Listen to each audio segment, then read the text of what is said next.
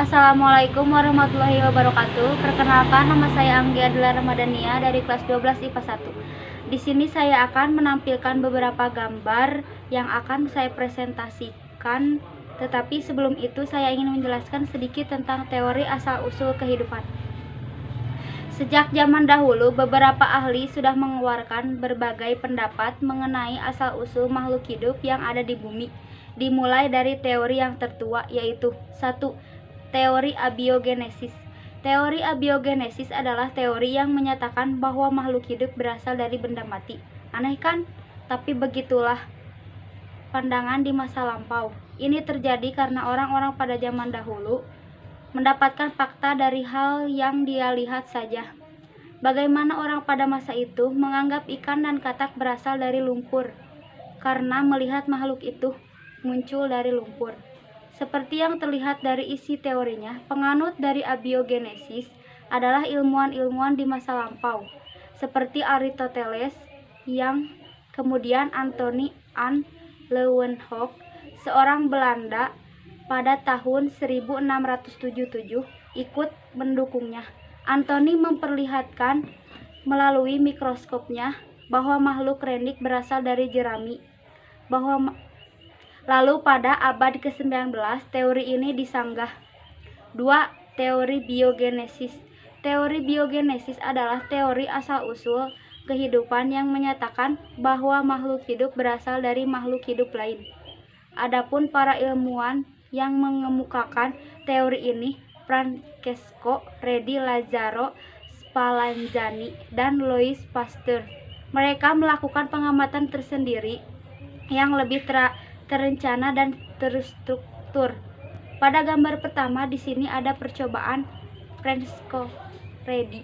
Francesco Redi adalah orang pertama yang melakukan percobaan untuk menyanggah teori abiogenesis.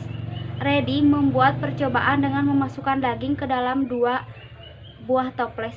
Toples tanpa penutup dan toples dengan penutup. Setelah beberapa hari diamati, muncul larva di daging dalam toples yang terbuka, sementara daging di toples yang tertutup bersih. Redi pun berkesimpulan bahwa belatung tersebut berasal dari lalat yang masuk ke dalam toples dan bertelur di sana. Tidak berhenti sampai di situ, Redi kembali membuat percobaan untuk meyakinkan kesimpulannya. Dia memodifikasi toples yang digunakan dengan membuat tutup yang terbuat dari kain gasa. Hal ini dia lakukan agar udara dari luar bisa masuk dan terjadi pembusukan daging. Tetapi lalat tidak dapat masuk sehingga mencegah munculnya telur lalat. Hasilnya, daging tersebut membusuk dan tidak ada larva yang lahir. Pada gambar kedua, yaitu Louis Pasteur, meskipun sudah dilakukan penelitian oleh Redi dan Spallanzani, teori abiogenesis tetap berdiri. Para pendukungnya menyangkal kesimpulan yang dibuat oleh Spallanzani dan mengatakan bahwa mikroorganisme tidak tumbuh karena tidak ada udara.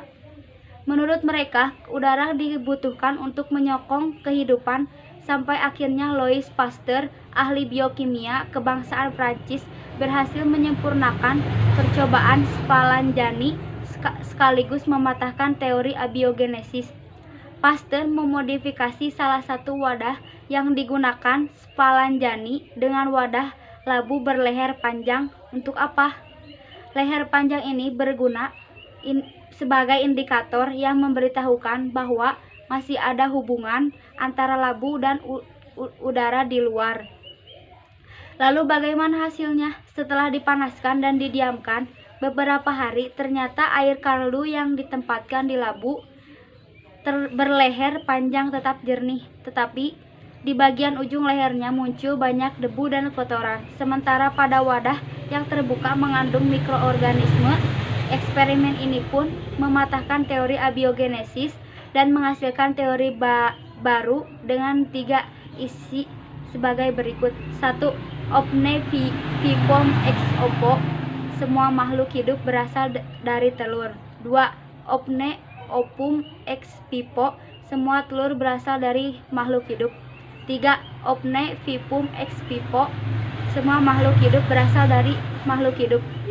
Pada gambar yang ketiga ada percobaan Stanley Miller, Harold Urey Stanley Miller, dan A.I. O'Farin. Mereka berpendapat bahwa organisme berbentuk pertama kali di bumi ini merupakan makhluk bersel satu. Selanjutnya, makhluk tersebut mengalami evolusi menjadi berbagai jenis makhluk hidup seperti protozoa, porifera, coelenterata, moluska, dan lain-lain. Model perangkat percobaan Miller dan Urey untuk sintesis molekul organik secara abiotik. Eksperimen Miller dapat memberikan petunjuk bahwa satu satuan kompleks di dalam sistem kehidupan seperti lipida, karbohidrat, asam amino, protein, nukleotida, dan lain-lainnya dapat terbentuk dalam kondisi abiotik. Dan yang terakhir ada teori evolusi biologi oleh Jean-Baptiste Lamarck, seorang naturalis dari Prancis, melalui bukunya yang berjudul Filosofi Geologi, mengemukakan bahwa bentuk kehidupan yang sekarang didasarkan pada penggunaan dan tidak menggunakan organ. Teori ini dikemukakan oleh Lamarck 50 tahun sebelum munculnya teori Darwin. Meski kemudian Darwin lebih populer, tetapi Lamarck memiliki peran besar dalam perkembangan ilmu pengetahuan. Contoh teori yang dikemukakan oleh Lamarck adalah tentang leher jerapah yang memanjang dengan meregangkannya untuk menjangkau pohon yang lebih tinggi.